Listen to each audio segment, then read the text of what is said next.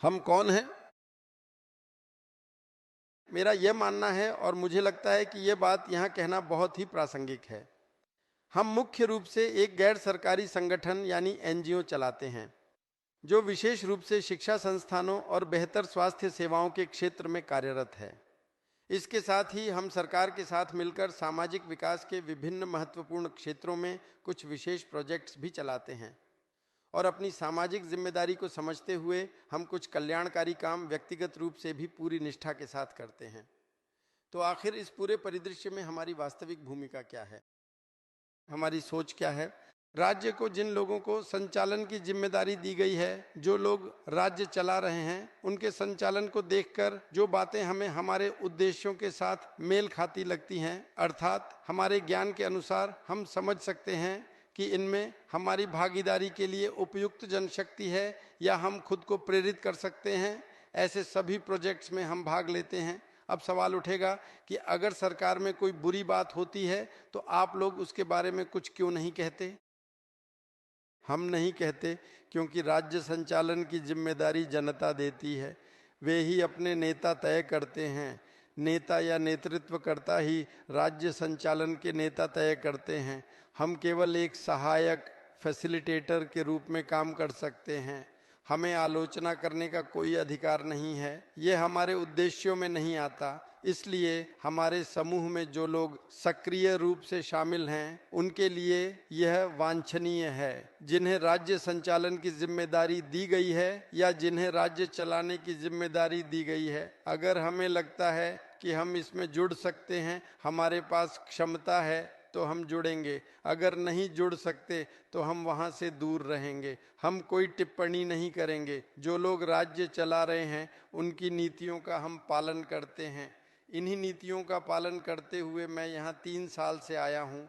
उसी के अनुसार हमने धीरे धीरे एक सक्रिय भूमिका निभाई, क्योंकि चूंकि पश्चिम बंगाल में हमारी अधिकांश गतिविधियां हैं, केवल उनके दिखाए रास्ते पर चलने की स्थिति हमारे पास नहीं थी। इसीलिए हमने यहाँ जो काम किया वह कभी इतनी गहराई से विश्लेषण में नहीं गया। जो लोग उम्र दराज या थोड़े अनुभवी हैं, वे समझेंगे कि जब से यह राज्य स्वतंत्र हुआ, पहली सरकार ने इस राज्य का संचालन किया। उस सरकार की नीति थी कि पूंजीपति अगर पूंजी बढ़ा सकते हैं तो देश का भला होगा। यानी उनका विचार था कि जब पूंजीपति पूंजी बढ़ाएंगे तभी कर्मचारी बढ़ेंगे, कर्मचारियों की समृद्धि बढ़ेगी और राज्य का विकास होगा, देश का विकास होगा, मतलब लोगों का विकास होगा। उसके बाद पश्चिम बंगाल और गुजरात में एक और सरकार आई। उन्होंने लेनिन और मार्क्स को सामने रखकर समाजवाद की बात करते हुए सरकार चलाई। फिर यहाँ जो सरकार आई उसने दीनदयाल उपाध्याय के आदर्श को आगे रखकर और अंत्योदय एकांत मानववाद की नीति पर सरकार चलाई। पश्चिम बंगाल में लगभग 14 साल एक सरकार चली। वह थी महापुरुषों को सामने रखकर, कुछ पूंजीवाद और कुछ समाजवाद को मिलाकर। चूंकि मैं किसी वाद का नहीं था, मैं इसे मोताबादी कहता हूँ। उसी वाद पर पश्चिम बंगाल में 14 साल सरकार चली। 14 साल सरकार चलने के दौरान 3.5 साल मैं यहाँ काम कर रहा हूँ। स्वाभाविक है कि मैं इस तरह खुलकर समर्थन नहीं कर सका। उस समय जो अंत्योदय या मानववाद पर आधारित सरकार चल रही थी, उसी के उद्देश्यों पर हम अपनी गतिविधियां बनाते थे। अंत्योदय का अर्थ है कि जो गरीब या दूर दराज के इलाकों में रहते हैं, उन तक सभी सेवाएं पहुंचाना ही राज्य का मुख्य लक्ष्य है। इंसान, इंसानियत या इंसान की भलाई के लिए ही कला, साहित्य, संस्कृति सबका विकास होगा। यही मानववाद या एकांत मानववाद की तरह है। दीनदयाल उपाध्याय ने इसे प्रचारित प्रसारित करने की कोशिश की और उसी के अनुसार सरकार ने अपनी विचारधारा बनाने की कोशिश की या बनाई। उस जगह से हम तो गैर राजनीतिक संगठन हैं और उसी नीति के आधार पर हमारी सोच है। क्या डिजिटल इंडिया, महिलाओं को आगे बढ़ाने की सोच हमारे माननीय प्रधानमंत्री की है। इसी सोच को अपनाकर उनका जो उद्देश्य है कि गांव के हर व्यक्ति को डिजिटल तरीके से काम करना चाहिए, वास्तव में इतनी जल्दी यह संभव नहीं है।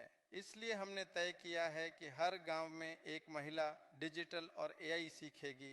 एआई सीखेगी यानी एआई को लागू कर लोगों की भलाई के बारे में सोचेगी। यही सीखना है। इसका मूल है कि एआई का उपयोग कैसे करें। यह बहुत सरल है। बात करके यह सब कोई भी कुछ दिन देखे तो कर सकता है या कुछ दिन यहाँ भाग ले तो कर सकता है। दूर दराज में महिलाएं रहती हैं, उनके लिए कक्षा करने का कोई तरीका नहीं है। इसलिए हमने क्या किया, हम दिन में 3 बार डिजिटल रूप से प्रशिक्षण दे रहे हैं। 3 बजे, 7 बजे और 9 बजे ऑनलाइन प्रशिक्षण। इस प्रशिक्षण के माध्यम से हम उन्हें प्रशिक्षित कर रहे हैं। हम किस तरह का प्रशिक्षण दे रहे हैं? 7 सेवाएं सभी लोगों को डिजिटल तरीके से मिले, इसके लिए वे मदद करेंगे या उनके साथ भागीदारी करेंगे। इसका मतलब है कि एक व्यक्ति सीख लेगा तो बाकी लोग धीरे धीरे सीख जाएंगे, लेकिन सेवा पहले दिन से ही मिलना शुरू हो जाएगी। इसे ही हमने नाम दिया है एआई माँ। छोटा अक्षर, आकर्षक नाम, सुनने और देखने में अच्छा लगता है। त्रिपुरा में लगभग 1200 गांव हैं, तो हम मान रहे हैं कि 1200 एआई माँ को प्रशिक्षण देकर हर गांव में एक एक को तैयार करना होगा। जिनके गांव बड़े हैं उन्हें एक साइकिल की जरूरत होगी और कम से कम एक फोन या बेहतर हो तो टैबलेट होना चाहिए। तो उसी के माध्यम से गांव के सभी लोगों को सेवाएं मिलेंगी। उदाहरण के लिए यह मेडिकल कॉलेज है। वे टेलीमेडिसिन के जरिए यहाँ सभी डॉक्टरों से दिखा सकते हैं या कहीं भी डॉक्टर से दिखा सकते हैं। पूरी दुनिया में कहीं से भी घर बैठे हुए डॉक्टर से दिखा सकते हैं या डॉक्टर दिखा सकते हैं। यही इसका मूल विचार है। इन एआई माओं को ढूंढना, उन्हें भागीदारी कराना, इसके लिए हम 300 महिला उद्यमी तैयार कर रहे हैं। वे इस काम की निगरानी करेंगी, देखरेख करेंगी या कहीं कहीं 2-4 दिन रुककर उनकी मदद करेंगी ताकि फिजिकल ट्रेनिंग देनी हो। और 500 सोशल इन्फ्लुएंसर हैं जो प्रचार प्रसार करेंगे। कुल मिलाकर 2000 लोग होंगे। इन 2000 लोगों की ट्रेनिंग को हम युद्ध स्तर पर सितंबर महीने की 25 तारीख तक पूरा करना चाहते हैं। क्योंकि यह दिन दीनदयाल उपाध्याय की जयंती है, इसलिए हमने इसे टारगेट किया है। तो इस दिन जिनकी ट्रेनिंग पूरी होगी और जो काम करना चाहेंगे उन्हें एक एक टैब ड्रेस, और जिनके गांव दूर हैं उनके लिए एक एक साइकिल दी जाएगी। हम यह देने की सोच रहे हैं और सोच रहे हैं यानी हमें पैसे जुटाने होंगे। शायद कुछ हम दे पाएंगे, कुछ अलग अलग जगहों से फंड लेने की कोशिश करेंगे। अगर नहीं मिला तब भी मैं किसी भी तरह देने की सोच रहा हूँ। सरकार से भी कह सकते हैं, अगर कहीं से कुछ मिलता है, अगर कोई सीएसआर फंड देता है तो देंगे। तो यह जिम्मेदारी लेकर करेंगे, ऐसा सोच रहे हैं।